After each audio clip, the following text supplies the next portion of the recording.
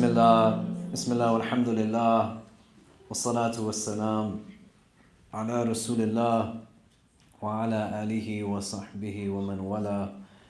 All praise is due to Allah subhanahu wa ta'ala. We thank Him, we praise Him, we glorify Him, beseeching to send His choicest salutations upon His most beloved sallallahu ta'ala alayhi wa sallam, and upon all those who choose to tread His path until the last day. So for those who might not be aware, I'm not Sheikh Mahar Shukri. I know we look alike, mashallah. But he stuck on a flight in Canada. Make dua for him when he comes back. Safe, inshallah. He's planning on being in New York for the whole week. And we're always blessed that he reaches out beforehand saying, you know, is there a day I can come and speak at the IC? So he's going to be coming tomorrow. He'll be speaking at our Arafat halaqah, which will also start around the same time, 6:30ish. We'll be doing a dua also tomorrow. We'll talk about a little bit today why that's something we're going to be doing. But if you were here for our qiyam in Ramadan, for example, and you remember we did a dua all together communally, we'll probably do something similar to that tomorrow prior to Maghrib coming in. But definitely come tomorrow if you can. Tonight, whether you're fasting or not today, if you can stick around. Also, we're keeping the building open till 10:30. We're going to have iftar, dinner for everyone, so please do stay for that. And then we'll wrap up and be here till Isha time. We'll pray Isha together, and then head out of the building, inshallah.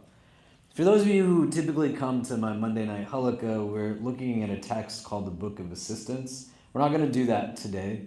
And next week, we won't have that halaqah because of the long weekend.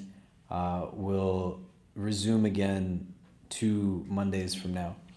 Given that we're in these blessed days of Dhul Hijjah, and tomorrow is the most auspicious day on our calendar, the day of Arafat, may Allah make us from those who benefit from it and accept all of our du'as that we invoke Him by on that day. And we are just a couple of days away from Eid al-Adha. I thought what would be more appropriate was for us to take a deeper dive into some of the significance of this and to think about how it is that it relates to us. I also thought it would be good in the context of some of that to look at a really amazing sermon that the Prophet ﷺ gives on the day of Arafah in his farewell Hajj, but to think about how what he's leaving behind connects more broadly to some of the prevailing themes that we can take from these days of Dhul Hijjah. The Abrahamic narrative is something that likely a lot of us have been exposed to at some juncture in our lives, whether as young children or as we get older, or especially around these days of Hajj. You hear it getting quoted again and again in various places.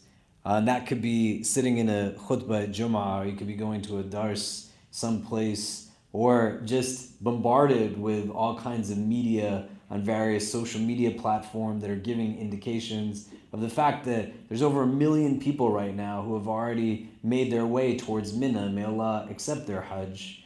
And there's so many who are sharing with us various hadith, various segments of the narratives of the Prophet Ibrahim alayhi salam, his wife Hajar, peace be upon her, their son Ismail alayhi salam, so much in detail. But there has to be relevance to us still.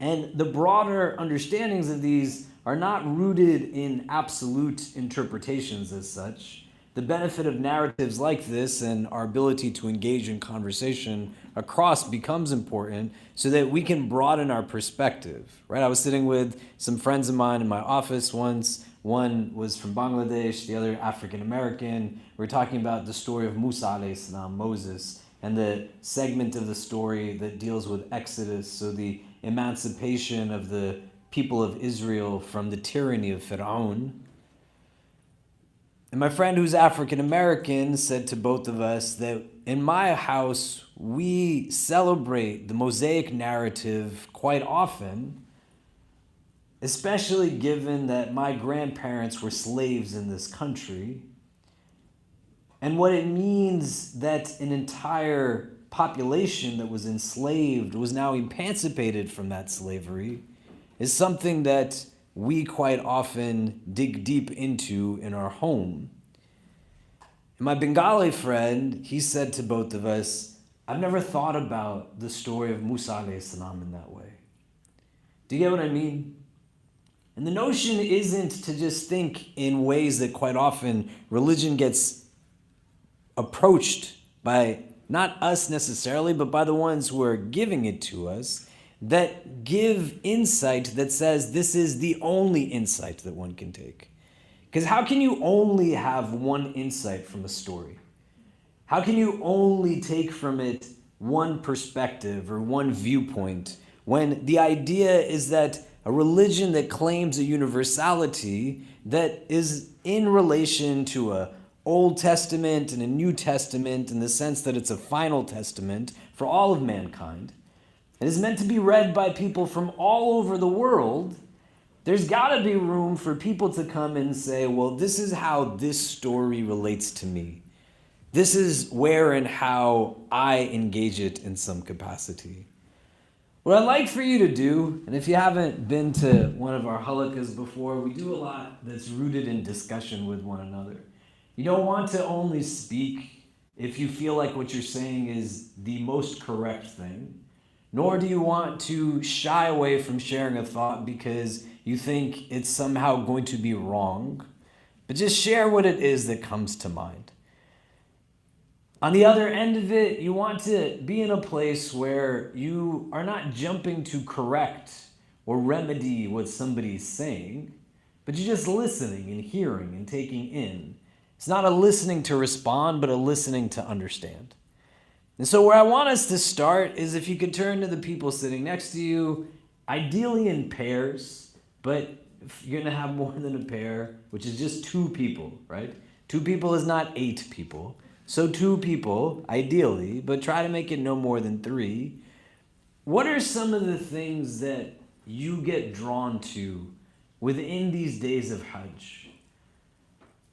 What parts of the story of the Prophet Ibrahim alayhi salam resonate deeply with you and why? The story of Hajar, peace be upon her, of Ismail alayhi salam, the establishment of the city of Mecca, the Prophet ﷺ's experiences around the day of Arafat, the farewell khutbah, the verses that come down at those times, whatever it is that you have connection to or you might know of. And even if it's not things that you know so deeply, things that you might see not as just recounting of stories, right? We're not going to regurgitate a story. That's not the idea, but what am I taking from it? In Surah Al-Yusuf, the Quran says, so tell them a tale, perhaps they might reflect. This is the idea of having access to these narratives, that they're meant to invoke within us an opportunity for contemplation and reflection, to have insight. And it's in a timeless text that means that where the text does not change, but you and I change, how it is that we relate to the text should also be in a state that's not schizophrenic in the sense that it's in flux, but you and I should not be the same people every time we're going back to the text. So how it resonates within us should be meaningful in a certain way. So when you turn to the person next to you, don't just repeat a story. If you heard somebody offer an insight, share what the insight is, but give an opportunity for your own vulnerability to say, well, why is this something that resonates deeply within me? Why is this something that I can take from in ways that actually compel me to then act upon it from the standpoint of ethics, of morals, in terms of my practice, my conviction, my belief? If we can take a quick minute, you can turn to the person next to you. What are some of the things that you find to be most meaningful from these days of Dhul Hijjah, the practices, the emphasis, the tradition? What are some of the things that resonate deeply within you around the narratives that are rooted in these traditions? And then we'll come back and discuss. But go ahead, just for a few minutes. Okay, so what are some of the things that we're discussing that are coming up for people? Who wants to start? What did you talk about? What do you say, baby? I said Serena. Absolutely not. Then she got saved by the bell. Make her go. I'm gonna go back to DC. Okay. This is great, whatever's happening here right now. But whenever you're ready, we'll just speak. Yeah? Susu, you want to start us off? What did you guys talk about? Well, Safi and Biham had great input. Biham, I guess, kind of touched on the concept of legacy and thinking about how our stories begin with our forefathers or with those that come before us. And she kind of touched more on her grandfather, which is really beautiful. And then Safi touched on intentionality and how our intentions or what we do is not just one-dimensional. So Allah subhanahu wa ta'ala is very merciful and he sees beyond just what we're doing, even though we tend to make mistakes and do little slip-ups. There is value and merit in trying and keep going forward. How do you get that from these days of Dhul Hijjah? For me, it's like, for example, I didn't know about Dhul Hijjah until like the day before. And I was like, oh, okay, so like my intention was like I was going to fast.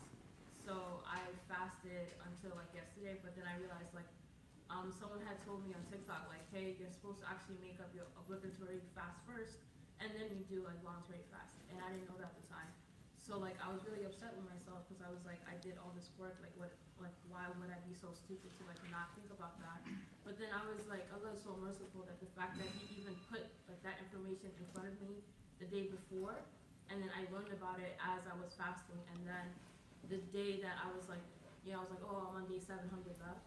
Like, I learned about that, so I took a break, and I was like, wow, alhamdulillah, like, okay, I made up those days that I was supposed to, like, that I missed for Ramadan, and now I can do any other volunteer fast that I want. So I was like, Allah didn't, like, curse me or whatever. He put that knowledge in me for a reason, and the fact that I now know this information for the rest of my life is because of the intention of, like, what I had to do. So I had the right intention, it's just that I feel like, for me personally, I'm so hard on myself that I don't realize how merciful Allah is, and that, take a break, like take a breather, like it's good. Yeah, subhanallah, jazakallah khair. There are different opinions on this point also, by the way, where if you have obligatory fasts, can you have a dual kind of intention on a recommended fast day or not? Allah knows best, right? And what about the idea of legacy? I was thinking about how we start the story with Sayyidina Ibrahim alayhi salam, and then we talk about how his story propels the seerah of the Prophet. And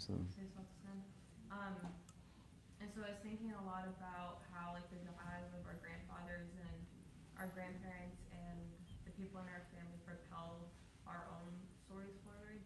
And I recently learned some information about my grandfather that I didn't know beforehand.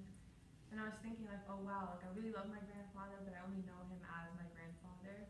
And I don't know him in like his youth or the other things that are important to him. And then that means like, I also don't know like the du'as that he made, and I won't start crying like there's like, hold up.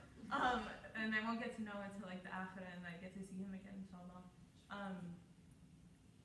So yeah, I was thinking about that, and then Inshallah. May Allah grant you the best of reunions and the highest level of Jannah with your grandfather and all of your loved ones, inshallah. Inshallah, you're going to say something? We talked about the whole practice of Hajj and how we follow all the practices from Ibrahim alayhi salam and everything that he did. I was recently asked by someone, why is it that all religion kind of happened from Middle East, or why are the most practice religion from a specific region? And I never really thought about it, and this might not be the right answer, but when I was reflecting, I thought about the relationship with Ibrahim alayhi salam and Allah, and how he considered him waliullah, to a point that the closeness and his sacrifice and everything he did, Allah gave so much barakah that all the prominent religion came from his generation. And sometimes the good we do, maybe it won't be seen in ours, but future generations that are going to be coming after us, it will be reflected on them. And until today, because of the relationship and sacrifice, we are doing what we're doing today. So that's what we talk about. Jazakallah khair. Anyone else? What did you discuss? Yeah, Noor. You, the brother, you spoke on the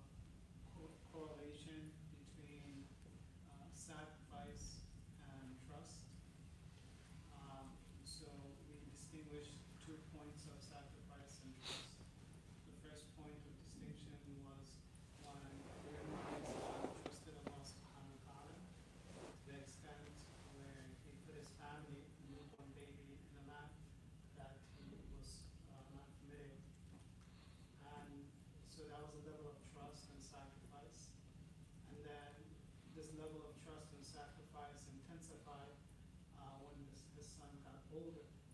So the intensity of sacrifice with the dream for the Hajj. So that's what we discussed. Yeah. Anyone else? Maybe a couple more people. Yeah.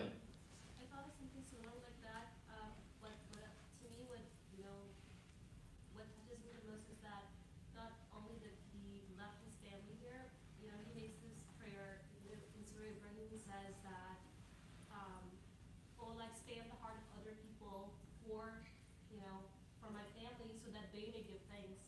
So for me, it's like I feel that he didn't just trust Allah, but at the same time, he was like, like I have this prayer for my family too. It's not just like, oh, I trust Allah, I'm out. He was like, he makes this prayer. So for me, I really like that prayer, which is, he's asking Allah to expand the heart of other people, which is, really outside of your control. And to make that for your family, for me, I always feel that. MashaAllah. Anyone else? Yeah. Kind of going off of that, we were talking about like the strength in having a pious family too, where like the way that his family responded to him having this command could have also shaped the way that like obviously he's going to follow Allah Subhanahu command, but hearing how like Ismail and Hajjaj like would respond to it like makes it so much easier to follow the commands of Allah Subhanahu. Anyone else? What did we discuss? Yeah. I was going to say something similar. I guess what we talked about was kind of how like there was three main themes, like the obedience of Ibrahim and the commands that he got from Allah subhanahu wa ta'ala, and then also the obedience that his son Ismail had. Like it's kind of beyond imagination to think that he would like consciously make those decisions, but like their faith is so strong that that they did. And then also obviously what also resonated with me was like the sort of anxiety that Hajar had when she was trying to like take care of her newborn child, and she was just like overwhelmed with like what to do to try to feed that child or like take care of it. That she went between the mountains of Safa and Marwa, and we kind of just follow in the footsteps of that when we go for Hajj. That just kind of resonated with me because of how like concerned she was to make sure that she could provide. Anyone else? Last thoughts? So why is this important as an exercise? Or what is this kind of reflection meant to do if we take it to its logical conclusion? What is it meant to inform then for you and I? How does it play in terms of its relevance in our day-to-day existence? Does the question make sense? Like why? Why any of this? What is it meant to do for me? Are you asking about like the reflection or the... Yeah, when you reflect on it, you draw the meaning, then what's next? To be able to implement that back into your life, because if you're not, like the Quran constantly says, have you not thought about it? Are you not thinking, like, for those who are wise or intelligent? So taking that reflection and then, but not just keeping it as like a thing that you memorized or remembered, but rather taking that and then turning it into day-to-day actions which bring you closer to Allah subhanahu wa ta'ala. And that's what the crux of all of this ends up being. When you are now given insight into this narrative of these individuals who exist historically, and to understand and recognize the excerpts of their life that's presented to us is not given to us just so we engage in rote memorization, but the fundamental increase for you and I is only yielded if we can understand what is being presented to us is how and what informs the decisions that they make. The choices that they are engaging in when they're in real circumstances. They're in a place where throughout the course of their days, their weeks, their months, just like you and I, are consistently presented with opportunity to choose choices, we are shown in the Abrahamic narrative what went into the Prophet Ibrahim alayhi salam's decision making.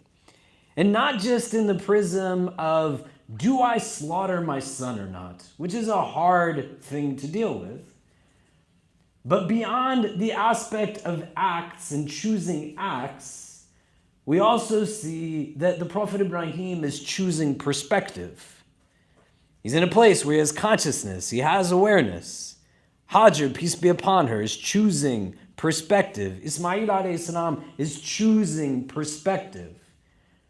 But whether it's an inward or outward state, the thread across all of these stories is going to be, this is how these people decided their decisions, and this is where they ultimately landed in terms of the decision they decided upon.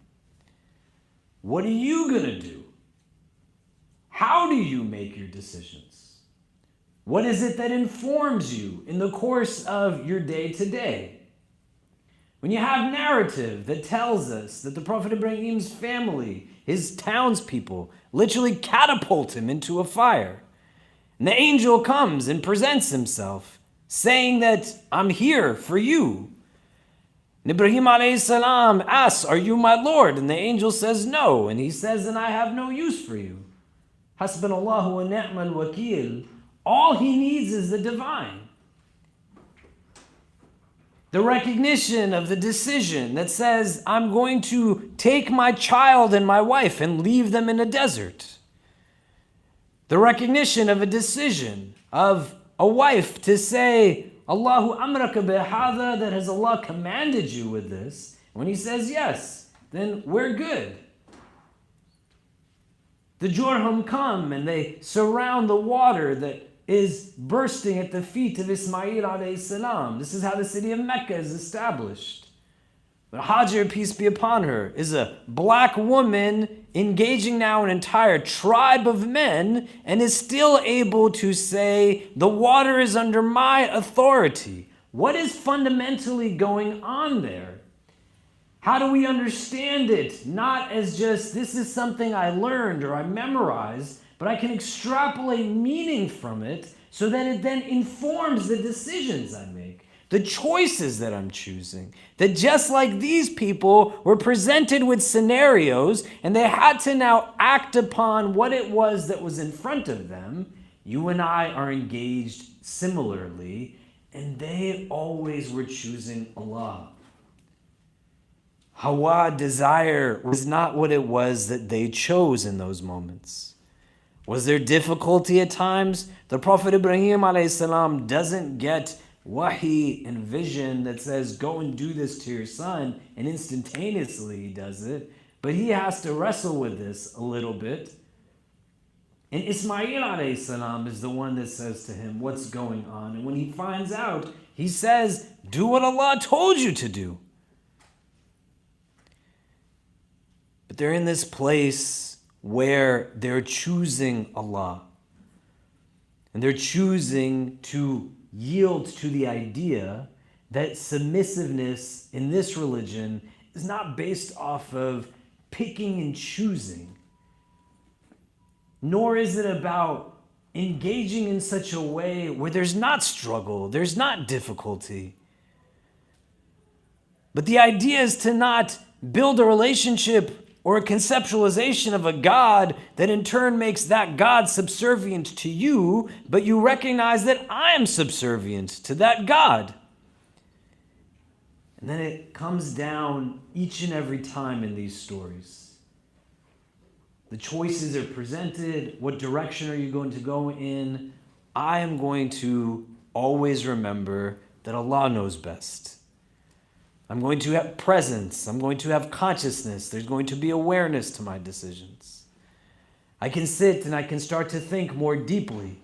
Why does the Prophet Ibrahim make these du'as? What does it mean to me? How do I recognize that within the opportunity for real basira, a vision of the heart. It necessitates having a combination of hindsight, foresight, and insight. That I am thinking about progeny that'll come after. And I am thinking about ancestry that struggled so that I could be where I am. And I'm thinking about the importance of this moment and how it's going to be a reflection of what comes ahead, as well as what it was that this was built upon. That everything doesn't revolve around me. Perspective becomes a choice when you are God-centric and not egocentric. But it's all rooted in decision-making. It's all rooted in choices. There's other reasons as to why we want to know these stories, right? We took some people from the IC to Palestine before we all experienced COVID here in the city. And may Allah make us a generation that witnesses a free Palestine in our life. And you can go there, and if you don't know your history and you don't know the stories, somebody's going to tell you a version of your history that is not accurate.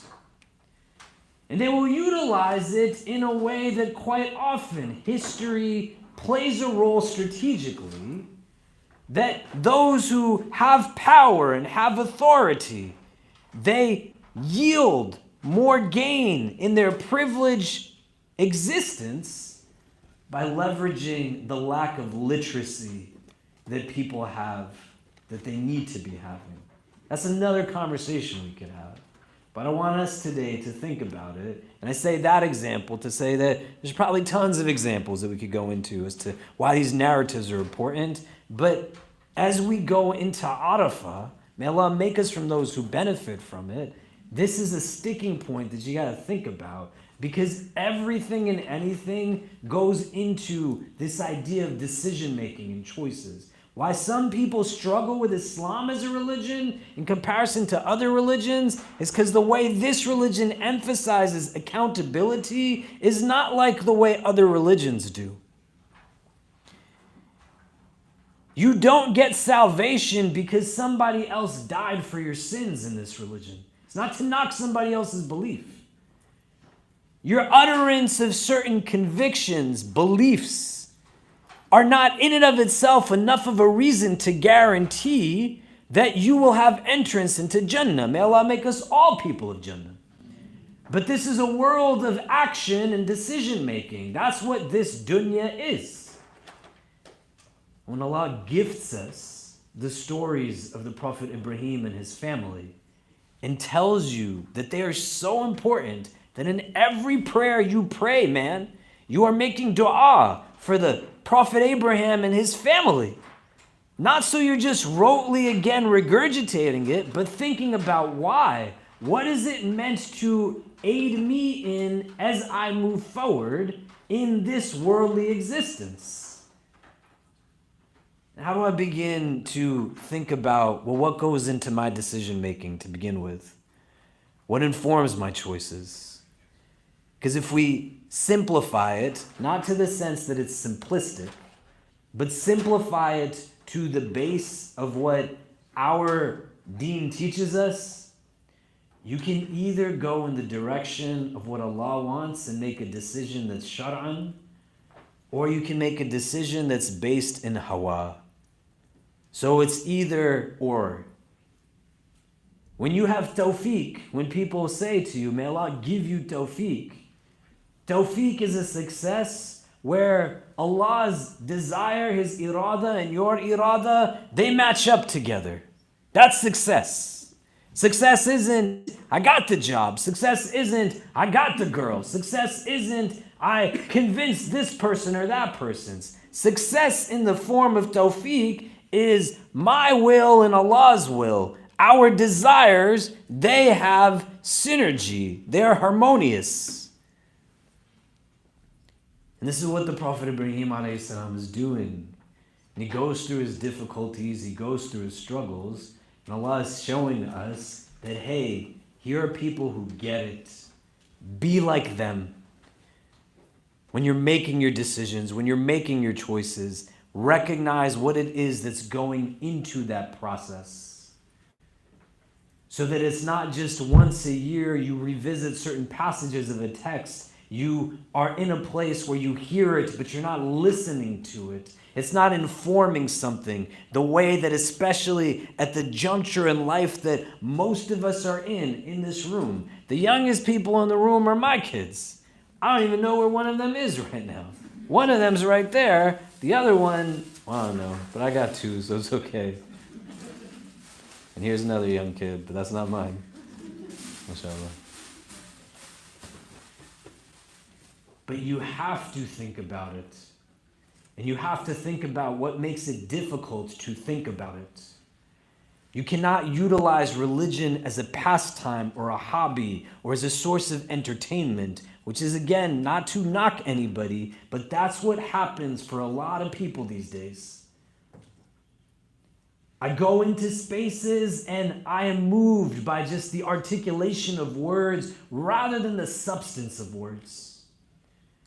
There are gems of scholars that are within the boroughs of New York City that most of us do not benefit from simply because of the deep accents that they have, of their country of origin. The opportunity to not see religion as a sociological identity variable, but as actually something that I embrace through a prism of discursive theology, where if somebody asked me why I am Muslim, I would be able to say, this is why I choose to be Muslim. Not because my parents were Muslim, because the Abrahamic narrative challenges this idea. When he asks his people, why do you do what you do? They can only get to a conclusion that says, because that's what the elders did before us. But when they ask him in response, not directly, but it's a back and forth in Surah Al-Shu'ara, the Prophet Ibrahim alayhi salam, he knows why he believes in his God. My God feeds me and gives me drink. My God heals me of every ailment. And that ailment is not just physical, but ailments of all kinds. Emotional, mental, spiritual, and physical. But he can explain to you why he chooses to do what he does. Why he chooses to have the perspective he has. Can you do the same thing? Why do you choose Islam? Why do you choose to be Muslim? And that's what the story is about. He chooses submission. Why? And why is that an important thing to choose? If we don't know the answers to these or have never thought about them, then it's going to be something that we engage in only at major life events. The beauty of this deen is not that it only comes out at a wedding or on a holiday or on a funeral. It's not practiced seasonally, just in the course of a month of 30 days of fasting or around a pilgrimage to a blessed city or on days that are holy days that we now engage in it in these manners. But it's an everyday experience because every day is important. And this is important to understand. One of my good friends, whose name is also Ibrahim, may Allah grant him peace. I flew early in the morning on Friday to the other side of the country to be with people as we buried him. And unexpectedly, he passed from this world, leaving behind his wife and 3 amazing young boys. May Allah grant them ease. And if you went to this funeral, man, or you saw pictures of it, or you joined the Zoom, if the Zoom worked, I don't know. I wasn't watching the Zoom.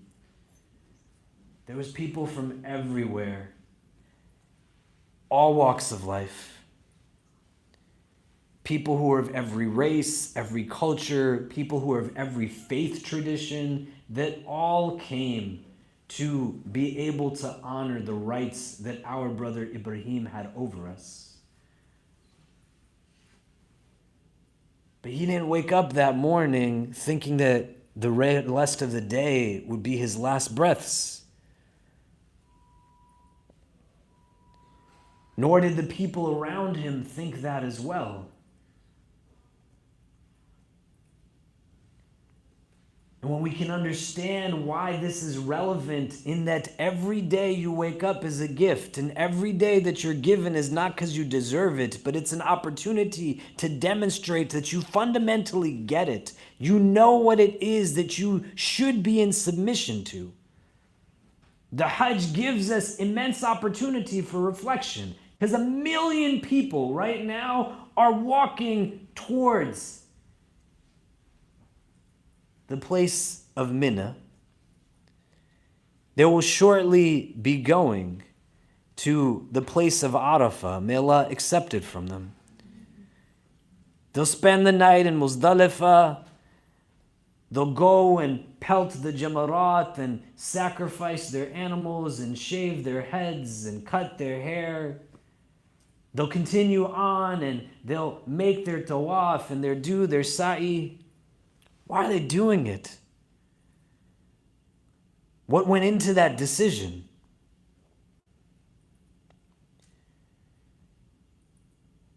Why do some of them leave their entire lives behind, pack up everything, and not just get there a week ago, but about 5 weeks ago, 6 weeks ago, to make what is actually a once-in-a-lifetime journey? What are they choosing that sometimes we forget when we have now a day in front of us that we can now present to ourselves a recognition of what it is that I actually become submissive to? And as they're making tawaf around the Kaaba, what do you run circles around every day? As they orient themselves in the direction of Mecca, what is it that is actually your qibla, that draws your attentiveness and gives you direction in the course of your day? And you have to think about it in this way. These are people who were submitting to Allah. What do I submit to? What informs my decisions? What informs my choices? Why do I do these things? Why am I a Muslim? Do you get what I'm saying? I want you to turn to the persons next to you. What are you taking away from this so far? And then we're going to look at the last khutbah of the Prophet ﷺ, the farewell sermon, to see how it attaches. Because the Prophet, he is giving now his own advice and counsel to his companions, because he knows he's going to leave from the world soon. He even says it in the khutbah. I don't know if I'm going to be with you beyond this year.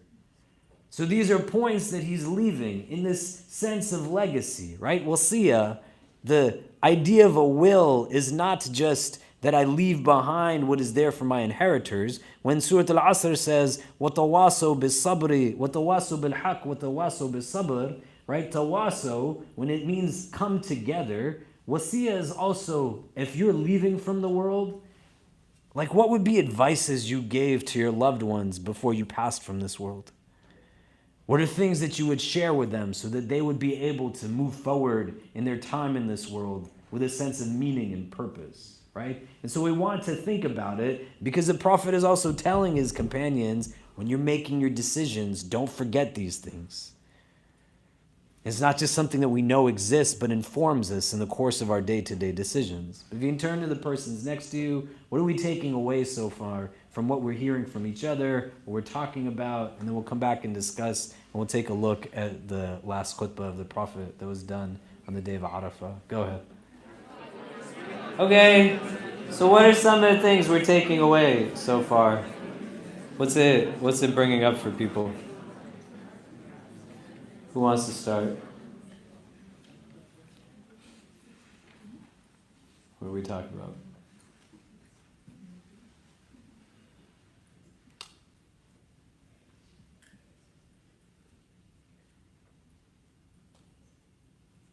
Yeah. So we were talking about how a lot of people believe Islam based on being born Muslim or the pressure from society, and it's really about Iman, and it's not a bad thing to question, and there are individuals that feel like, oh, you should just believe, and not question, and look for answers and seek for things for yourself, because I believe genuinely going out and speaking to different scholars, going to different masjids, and finding answers for yourself and having self-belief is something everyone should do, and not just believe based off society or your parents or being born Muslim. And that's something we talked about. So. Well, you can't believe something because somebody else believes it, right?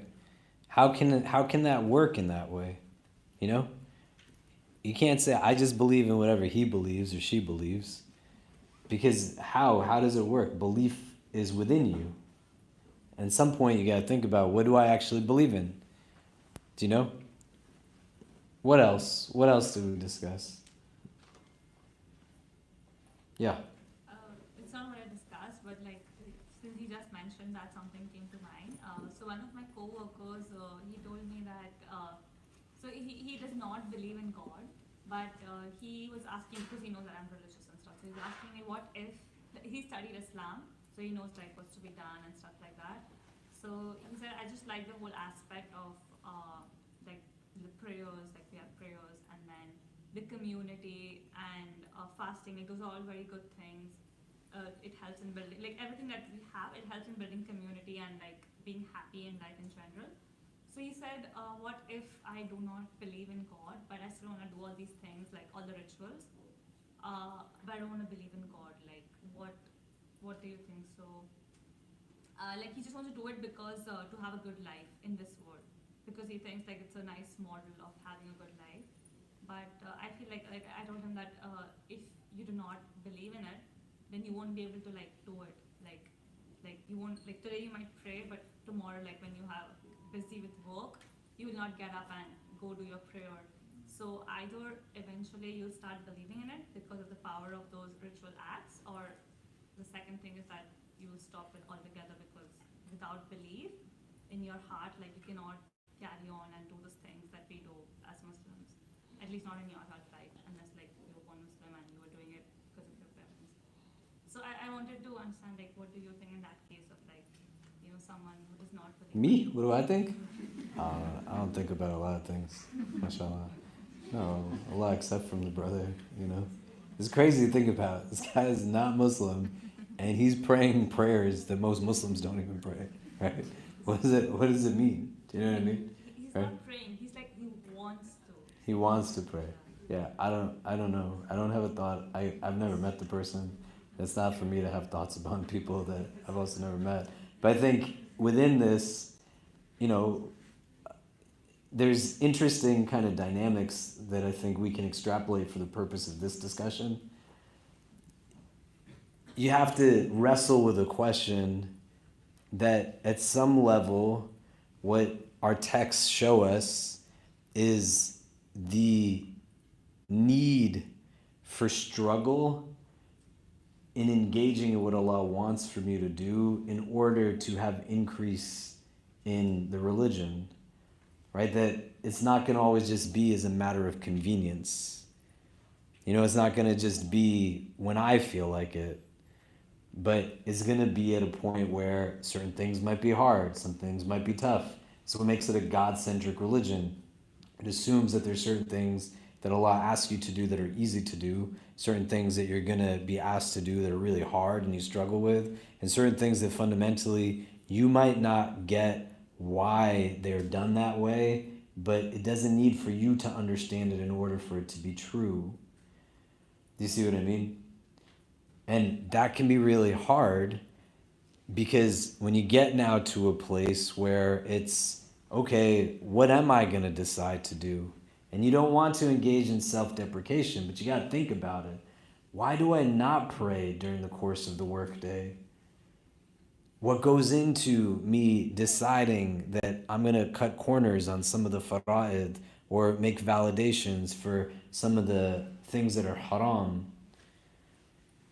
And not in a way that is devoid of understanding that a big part of this is when you fall, you get back up. That's why the companions are such great, tangible examples, and you want to read their stories, because they made a lot of mistakes.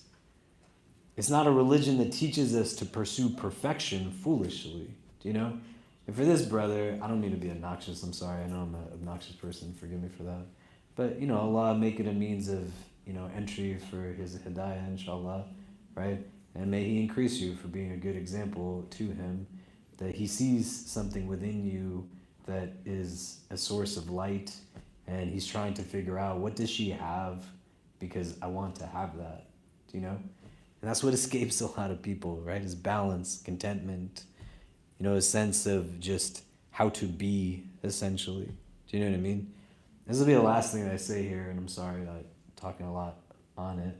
But sometimes just because somebody's saying something, it doesn't necessarily mean that that's what they're actually expressing or intending to express. They just get limited by the language that they have access to. Do you know? So what he's saying in his words is not necessarily also what it is that his heart is intending for him to say. Do you get what I mean? Does that make sense? Right? And Allah give him and all of us hidayah, inshallah. What else do we talk about in our groups?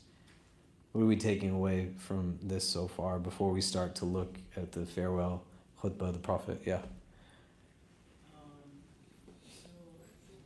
I'm an econ major, so sometimes I look at things in a graphical way. So Allah subhanahu wa ta'ala says in Surah Safat, in regards to Ibrahim alayhi salam, he went to Allah subhanahu wa ta'ala with a purified heart. And then afterwards he mentions the story of Ismail alayhi salam. So the journey of a purified heart, that's how I look at ways of Hajj, is 14 years that, and in those 14 years of Ibrahim alayhi salam with the sun, those points of interception, the choices that he made, were points of interception that we could look at. Some points maybe sacrifice and trust, other points maybe other points of interception where you can see some truth. Yeah, subhanAllah. And these are why prophets in our tradition are different from prophets in other traditions.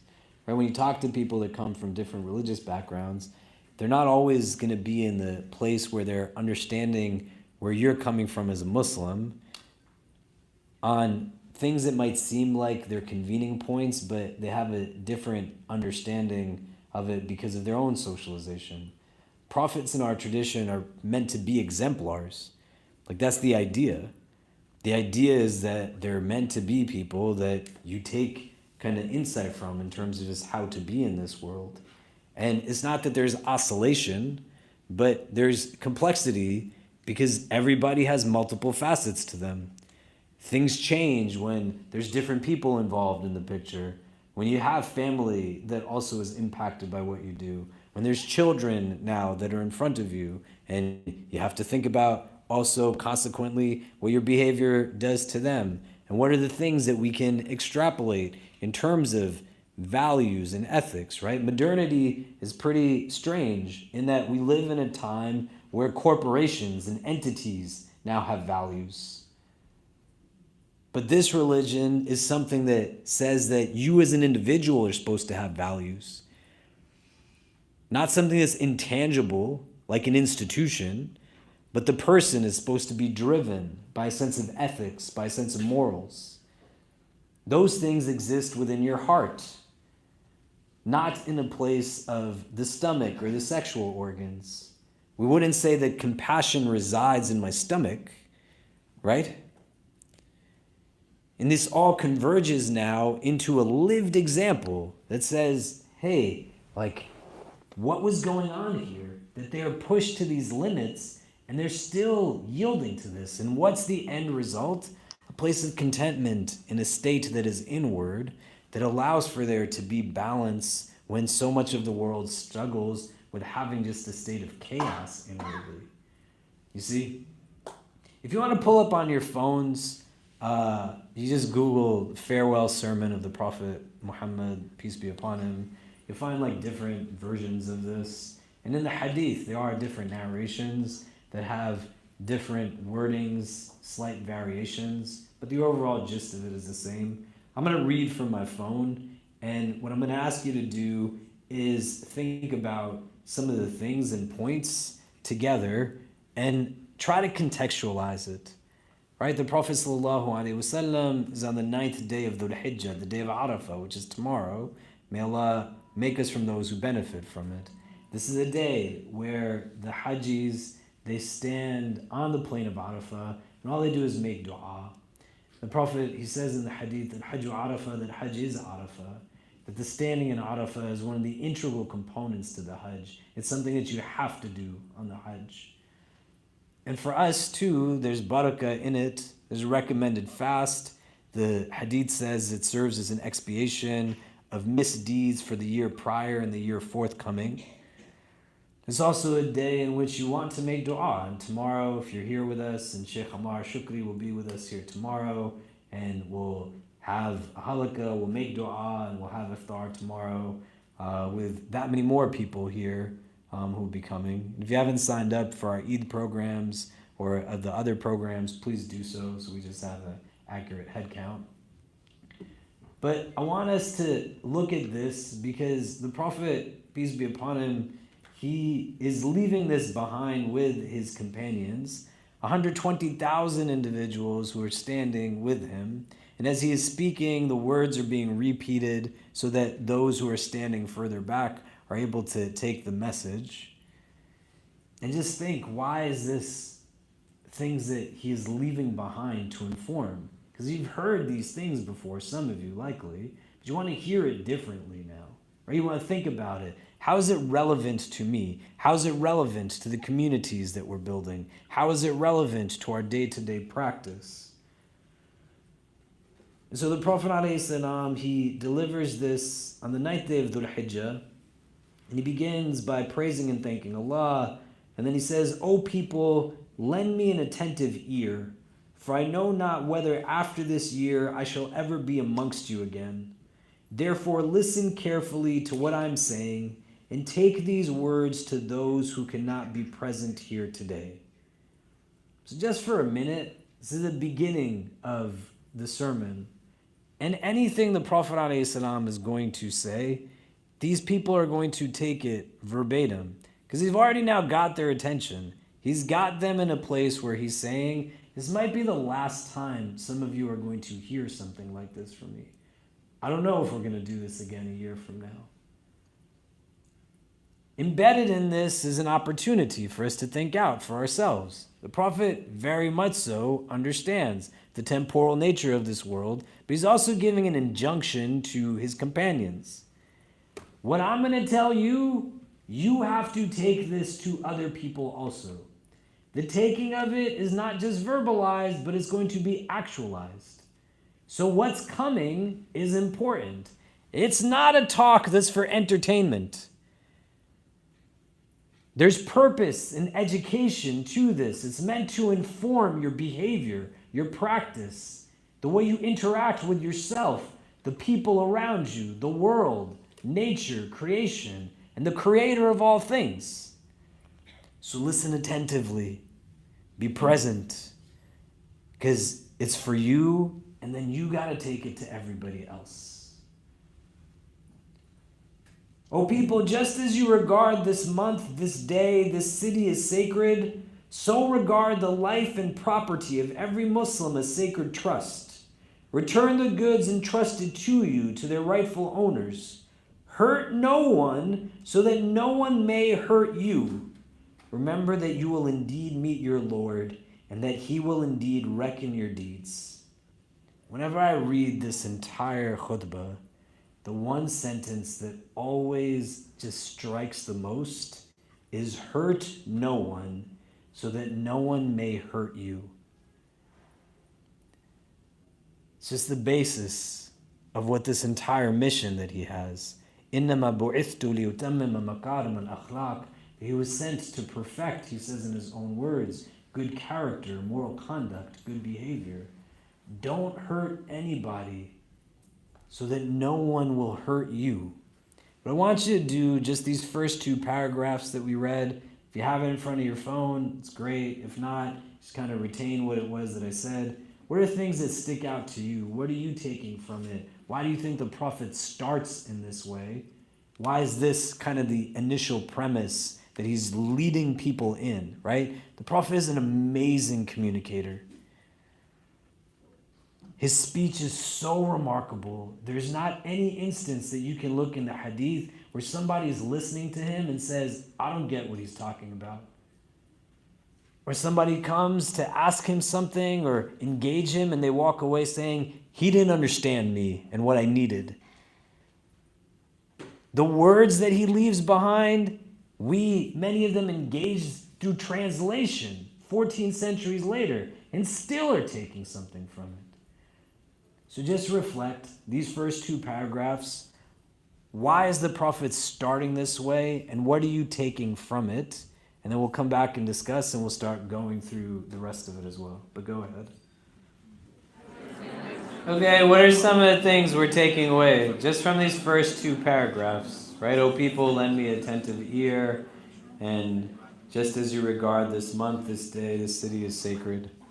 Right, these two first paragraphs. What are you taking away? Why do you think the Prophet starts in this way?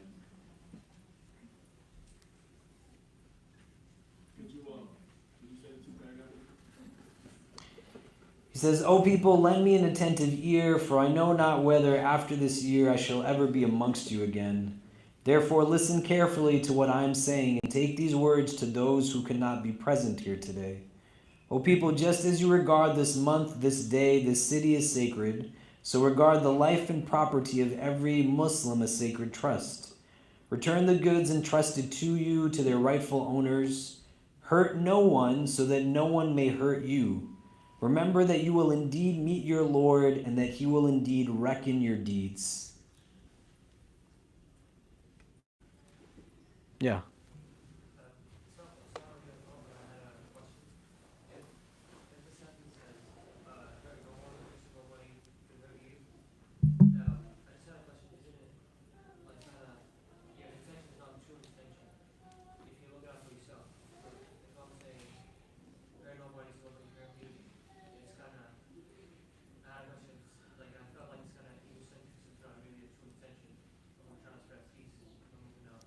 Well, it creates a perpetuating cycle, right? If you work with people who have just carried a lot of trauma and pain, do you know what I mean? Right? May Allah make it easy for all of us, right? Some people in this room, they have parents who do not treat them well.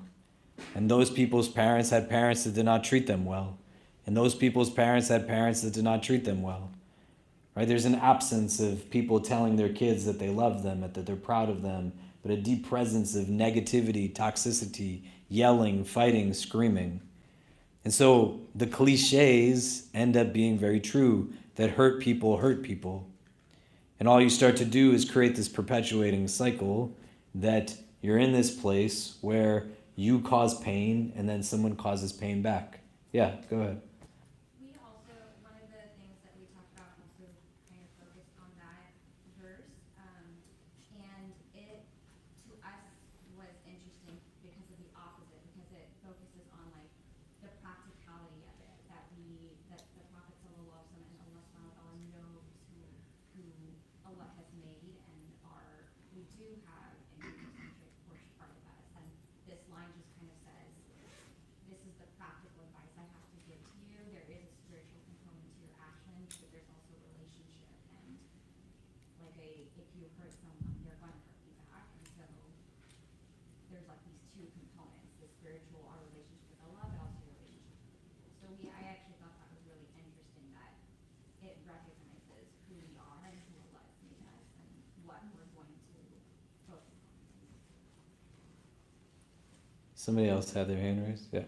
Yeah, I really like what you said about the character, and I think that talked to me like the hadith about Asma being sadaqa, and I think that in itself, how we treat others is important on the face, but I think it's also intersects with the notion of standing before our Lord, because it then turns into a matter of how we treat ourselves, because I can be miserable to everyone around me, and then I'm being miserable myself. Likewise, I can not return the goods and harm people physically and harm my own nafs as well. Yeah, it's got a portion where it's going to hurt you back, right?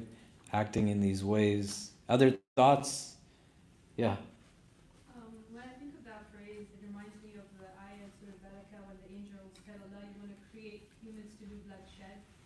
And Allah says, I know what you know not. Right? So this is a reminder kind of don't hurt anyone because you're hurting yourself, but also tying into the capitalist society we live in, and we think a lot of bad is happening to us because of God or energies or things outside, but it's us hurting our own selves. No matter in what way you put, it's going to come back to you in some other way. So that's why I think like putting it all around, if you hurt someone, it will come back to you in one way or another. And it ties this into what is foundational theology introduced to a population that had no belief in an afterlife. The absence of accountability in a Meccan society that allowed for female infanticide, various forms of discrimination and xenophobia, all types of challenges and issues. They didn't think there was anything that was going to come after. And the Prophet ﷺ, he says, remember that you will indeed meet your Lord and that he will indeed reckon your deeds. And he says this after he has started by saying, I might not be here after this year. So you have death, the day of judgment, actions, and accountability, all right from the beginning. And they're setting a tone, a premise for everything that's going to come thereafter. And that's what a lot of this is. It's not a joke, but that's what a lot of it is, right? When you have a religion that has ritual to it, it has the danger of becoming overtly ritualized and ritualistic as a ends rather than a means to something. So when the companions asked the Prophet about a woman who she prays a lot and gives a lot in charity and does all these extra things, but her neighbors are harmed by her tongue, the Prophet ﷺ says, La khayra fiha hiya min ahli nar, that there's no good in her, she's from the people of Jahannam. May Allah protect us from it. And then they talk about a woman who, she just does the bare minimums. She's not doing a lot of extra stuff, just the prayers, charity, like basic, but nobody's harmed by her tongue. The Prophet says, hiya min ahli jannah, that she is from the people of paradise. The transformational nature of this is one that yields consciousness that then also has self-reflection that comes back to this place of accountability. You can decide to do what you want to do. You're just going to have to explain to Allah, why did you do it that way? Don't hurt people. Like, there's never a good reason to hurt someone. It's not something that a Muslim can think of doing in the name of Allah. That at your expense, I'm going to make people laugh. I'm going to play games with you and just think about relationships in a very immature way with no commitment. I'm not going to honor the amount of time that we spent together or that I told you that we would get married to each other. I'm going to be in a place where I am comfortable in letting you sit alone in a corner, knowing that you're fully by yourself and no one's greeting you or engaging you. I will gossip, I will backbite, and somehow think that that empowers me in some way. You're going to stand in front of Allah. What are you going to do on that day? What are you going to do when people come and they're going to carry that hurt? Because you feel something, that doesn't become a reason as to why you can just do whatever you want to. You got to find your healing, and may Allah grant us all healing. Allah is forbidding you to take usury, therefore all interest obligations shall henceforth be waived. Your capital is yours to keep. You will neither inflict nor suffer any inequality. Allah has judged that there should be no interest, and all interest due to Abbas ibn al-Muttalib be waived. Interest is haram in Islam. Riba is haram. And you have pre-existing relationships, contracts that exist in a pre-Islamic Arabian society. The Prophet came to abolish inequity, not enhance it or create it. Right? And we can get into a deeper conversation on this, but it's no joke. Right? Like what we're taught is the people who willfully engage in this riba, on the day of judgment, the angels are going to give them armor to wear. And they say, what is this? And they say, get ready to fight. And they say, who are we fighting against? They're saying, you're going to fight against Allah.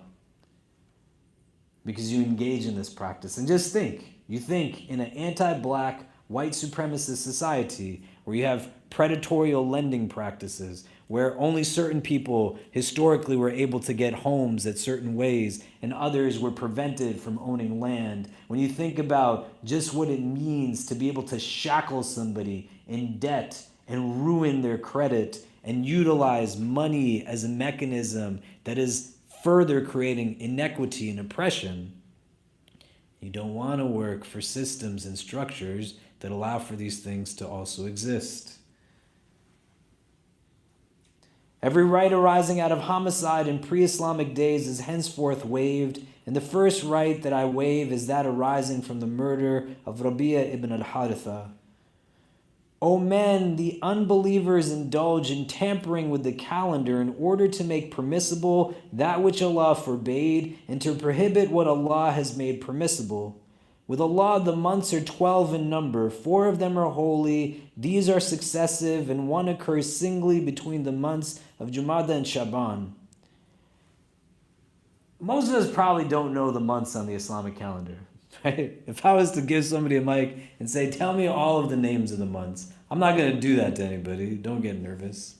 But the principle here is that it's not in our authority to make something permissible that Allah made impermissible or vice versa. Because then you're just creating your own religion.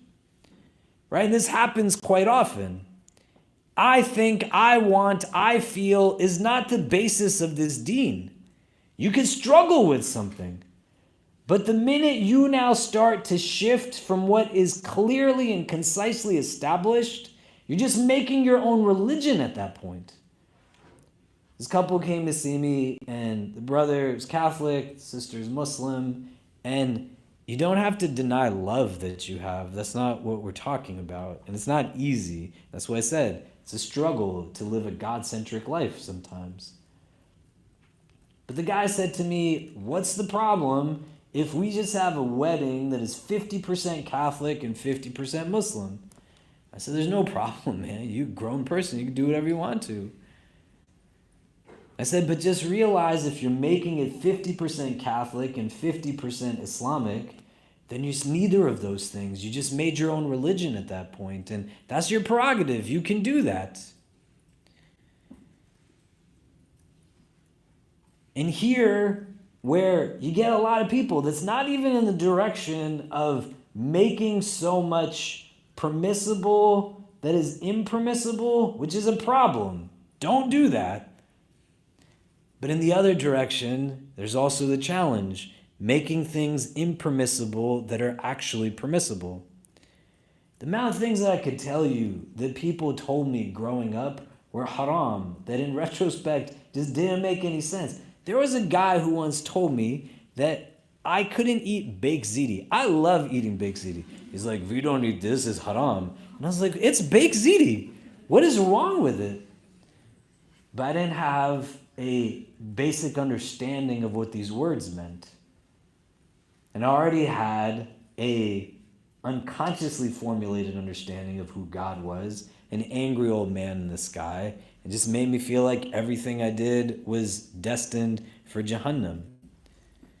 And so it goes in both directions. You don't want to use the word haram very lightly, as much as you don't want to use words that remove the recognition that you and I are just from the ibad of Allah. We are not the lawmaker. Allah is the one that legislates certain things.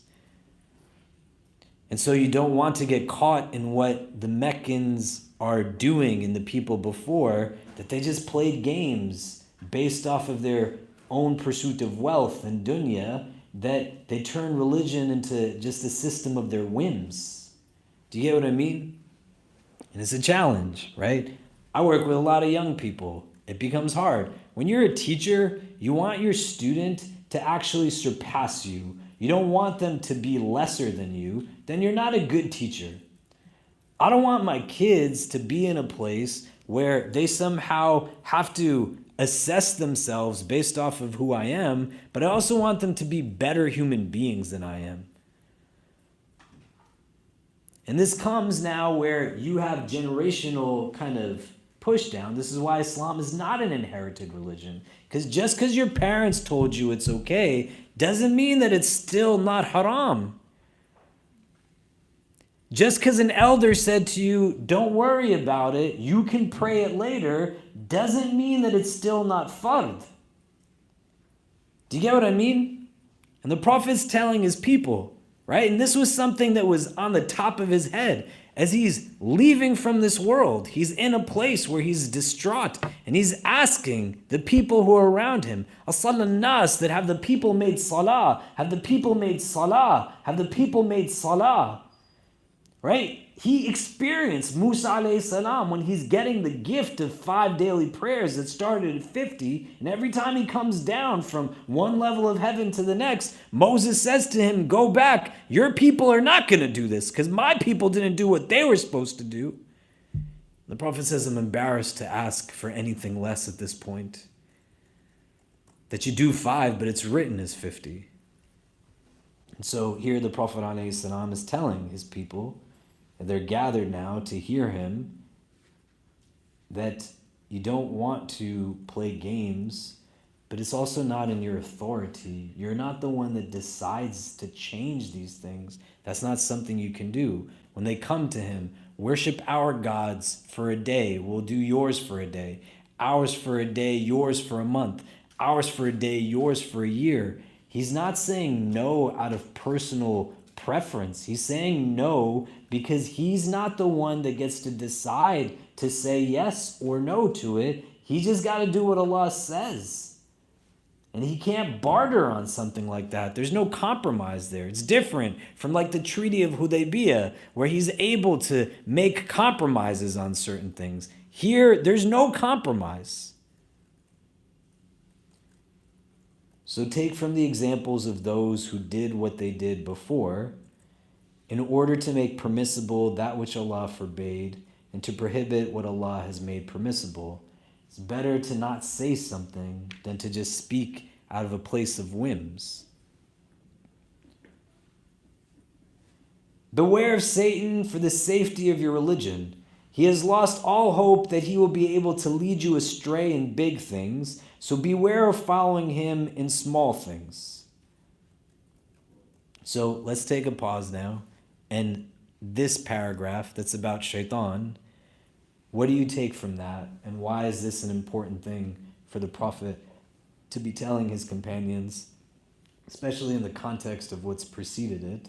But why is this something that you think he's sharing with them? How do you relate to the recognition of the presence of waswasa potentially in your life, right? Bring it to a practical level, and then we'll come back and discuss. Just for 2 minutes, go ahead. Okay. So Kareem and Medina are passing out dates. These are my children, mashallah. Medina just graduated 5th grade, guys. Oh yeah. She actually had, they didn't call it a graduation ceremony, they called it a promotion ceremony. So she was promoted from 5th grade. Yeah, mashallah. Yeah. So what do we take away from this? Short paragraph on shaitan. Yeah. For me, I just thought a bit about like how like with our sins they come in gradually. Like as you commit a sin, it's not like you commit one big sin and then it's like over. It's like little things. So like with me, especially like with insecurities, like every time you doubt yourself or you say like I'm not this, it's like you're feeding shaitan and he gets bigger. And for me, like Shireen was saying how she talks to herself, I talk to myself too. It's just like, no, like I got this, like I'm a good Muslim. Like, okay, I did one thing, but Allah forgives, because misery loves company and shaitan loves your company when you're miserable. So it's like making sure that you attack him before you attack yourself, because then you lead yourself to thinking, I don't even need this faith at all. And then at least you're not even like not even practicing because of those little things that like build up into something big. And that's what shaitan's trick is, right? It's not to just get you to commit the act, but to get you to commit the act as an avenue to get you to believe that you can't have a relationship with Allah because of the act, that you're outside of the fold of it, right? And do you understand now why in the beginning the Prophet is saying, don't hurt people? Like somebody's already down. Everybody's got crap going on in their lives. Everybody's got heaviness that they carry. You're a Muslim, you're supposed to be uplifting. You're supposed to give people glad tidings, right? Don't knock them down when they're already down. Help them to understand when they meet you that not only does God exist, but how would I know when I meet you that that God is Rahman, that that God is Rahim? Do you get what I'm saying? So just because Maghrib is coming quickly, to give a few other kind of quick summations of the rest of this, he says, O people, it is true that you have certain rights with regards to your women, but they also have rights over you. In the next paragraph, he says, O people, listen to me in earnest, worship Allah, say your 5 daily prayers, fast during the month of Ramadan, give your wealth in zakat, perform hajj if you can afford it. All mankind is from Adam and Eve. An Arab has no superiority over a non-Arab, nor a non-Arab has any superiority over an Arab. Also a white has no superiority over a black, nor a black has any superiority over a white, except by piety and good action. Learn that every Muslim is a brother to every Muslim, and that the Muslims constitute one brotherhood. Nothing shall be legitimate to a Muslim which belongs to a fellow Muslim, unless it was given freely and willingly.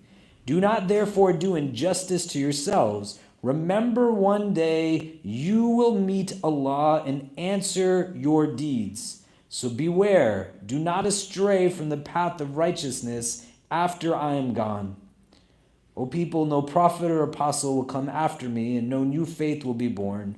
Reason well, therefore, O people, and understand words that I convey to you. I leave behind me 2 things, the Quran and the Sunnah, and if you follow these, you will never go astray. In some variations, it speaks about only the Quran, and some it mentions the Quran and his family. There's different things you could read that reconcile where these variations come from. These are all within the Sunni tradition of Islam, the mention of the Prophet's family, the Quran, the Sunnah. All those who listen to me shall pass on my words to others, and those to others again. And may the last ones understand my words better than those who listen to me directly. O Allah, be my witness that I have conveyed your message to your people. Right? And this is where the verse of the Quran is revealed. Al-yawma lakum akmaltu deenukum, that today I have perfected for you your deen. The Prophet, in the broader frame of what we're talking about, he's helping to give people a framework when they're making their decisions. Hey, when you choose, don't choose racism. Hey, when you engage, don't forget to be kind to women. When you're choosing, choose to pray your prayers, fast Ramadan, choose to give your zakat. That's not an option. That's haram wealth for you to consume. Choose to perform your hajj as soon as you have the means to do so. Not when it's convenient, as soon as you have the means to do so. He's giving people an understanding. Base your decisions off of this. Don't forget these things. You have intellectual capacity. You have the mechanisms to be able to choose your choices. This is what Allah has given you, distinct from the rest of creation. Embrace what makes you human at your core and make decisions by choosing beauty, by choosing positivity, by choosing goodness. Don't choose a sense of self-righteousness, just choose righteousness. Be in a place where you live remembering who your teacher is, sallallahu alaihi wasallam. Let everybody else do what it is that they do. You don't wake up in the day to think that your success is just based off of the acquisition of the world, but your success is rooted in remembering the proportionality of this world in relation to the one that comes next. So of all the things that he mentions this idea multiple times. You're going to stand in front of Allah one day. One day you will stand in front of God. Don't be in a place where that belief or conviction is just something that is part of inherited theology. but let it be a part of the conviction and belief that if somebody asked you about it, you could say, I do believe that there is a day that I will stand in front of Allah after this one. May Allah make it a day of ease for us and grant each one of us and our loved ones entrance into His Jannah without any judgment. The Prophet ﷺ is building upon the teachings of the Prophet Ibrahim ﷺ and his beautiful family. And these are things that are given to us not so we just have story times and we tell people things, but then when we go out in the world, we get into a frenzy because we don't know how to make decisions. You're given it so it's a philosophy on life that you then exert an understanding of contentment. That qalb that is salim is rooted and acquired only by being in a state of submission to the divine. Because when you submit to anything else, which is what you do, whether you want to admit it or not, you are the abd of something. If you are an abd of wealth, then you will never be satisfied, and you will use the best years of your life chasing after things that likely somebody else is going to enjoy after you have passed from this world. If you are an abd of your physical beauty, then you will die 1,000 deaths again and again as you look in a mirror and you see an aging body, because you can't look deeper and recognize the existence of an eternal soul. If you pursue as an abd the validation of a creation that is looking to just put you in a box or only accepts you when you become that which you are not, none of it makes any sense. But be a worshiper of a creator who loves you more than a mother loves his child. He's not just watching you, but watching over you. That right now, 1.5 million people have left everything to go pursue a deeper relationship with that God. And there are millions more who would do anything to be in the seats that those people are in right now. May Allah accept from all of them. So you got to think about it in these days of Dhul Hijjah, and let it be something that permeates and then starts to inform and influence decisions. We're going to call the Adhan for Maghrib. Tomorrow, we're going to have iftar here again for the day of Arafat. You want to utilize the day. The day precedes, the night precedes the day in our tradition, right? So the 9th of Dhul Hijjah is upon us. The day of Arafat is auspicious. The Prophet would, on the plain of Arafat, be in a place where after the Fajr prayer, he would go to Arafat. Dhuhr and Asr were prayed together in Arafat, and as the night fell, they would go to Muzdalifah. So use the day, a part of it. We're going to do that here tomorrow and make dua together, but you want to make your own duas tomorrow. I don't know why Allah chose the 9th of Dhul Hijjah to be this day, but He's the most wise, not me. So just do it because He said that that's the benefit of it. Even just for a few minutes. Make dua and think about what are the du'as that I'm going to make. Because the Quran, it speaks about people who are on Hajj, that all they make dua for is dunya. Rabbana atina fid dunya. That's where the dua stops. And then it juxtaposes to another group of people. Rabbana atina fid dunya hasana. Wa fil akhirati hasana. Wa qina adhab an-nar. Right? So the first group, they're not even asking for what is beautiful or good in the dunya. They're just saying, give me dunya. You want to ask for something in the dunya, make sure you're asking of something that is good in the dunya, and then you add to it goodness in the next world, the akhirah, and a protection from pits of chastisement in the world beyond this one. But use part of the day tomorrow to make dua. All the people that you like talking to, that's great. Just talk to Allah some time tomorrow. And then 2 days from now on Wednesday, we're going to have our Eid prayers in Washington Square Park. Make special dua today and tomorrow. It does not rain on Wednesday because it becomes really tough for us to cram everybody on the 10th floor next door, right? So please make special dua that Allah, even if just for the portion of time that we're sitting in the park, that it's nice and dry, doesn't have to be sunny, right? But that it's not raining on us. But be here for Eid. Lastly, if you haven't done your udhiyah, the qurbani, we're running that campaign online, as well as this toy drive for hospitalized children that we've been doing for, this is the 8th year. right? There's Muslim kids, there's kids, just kids.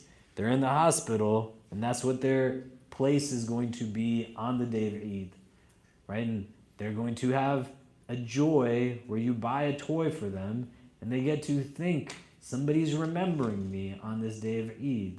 So you go to our website, go on our social media, make sure you get all of it done so that it's something that reaches the beneficiary in the time that it needs to, inshallah. So once we pray Maghrib, if you could stick around, join us for iftar, for dinner, inshallah. And we'll see everybody tomorrow. And Sheikh Amar Shukri will be here tomorrow as well, inshallah. Make dua. I just heard that his flights were also canceled. And so now he's just driving from Toronto back down here. So Allah grant him ease. He's got a friend he's driving with, but it's not an easy drive down. So inshallah, Allah make it easy for him and grant him a safe return home, inshallah. Okay.